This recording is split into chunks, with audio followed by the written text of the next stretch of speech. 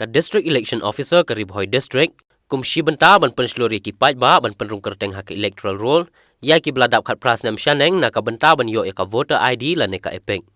ha ka ne ka singi ka shitarik naiweng ka jingthmu hi jong ka teka district election officer ban penlong ya ka teka program ka dei hi na ka benta ban penslori ki kon samla ban penrung kerteng ya la de hak electoral roll knang ban yo ka voter ID la ne ka epek bat ha ka teka singi la plaj paj baru ya ka draft roll ka electoral roll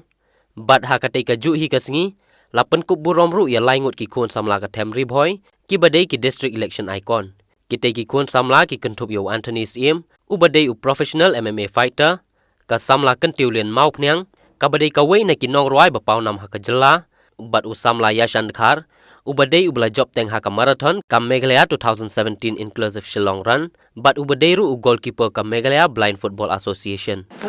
but ki berlimon jakmat ban register lade but kani ka poru kade kamdi tamat pendung ngerteng kade for buni revision mo dan revision ka mat bon purpose teng kalong ba ye kito ki break ki bla shongkhan ashawe ni lami shnong kin review dan kin wing kerteng nak lang ni kide nak shwe district la ni kiwan the way district ba shongkha to my kiwan chani so ketar badan nang tang yedan ru ka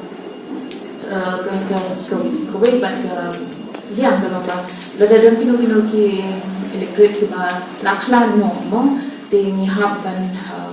wan ki bahaya ki de ban wan chakmat kan ni ko ban delete lagi kerteng ki jati na electoral roll kani kadi ban clean up mo so that we have a healthy electoral roll and also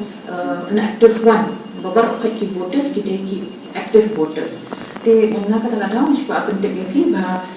ke special campaign day ha usually baro we kade khala ke November but aap ko te jaw November ha ki polling station te kani kan de lang lang ta ki political party begin nation kia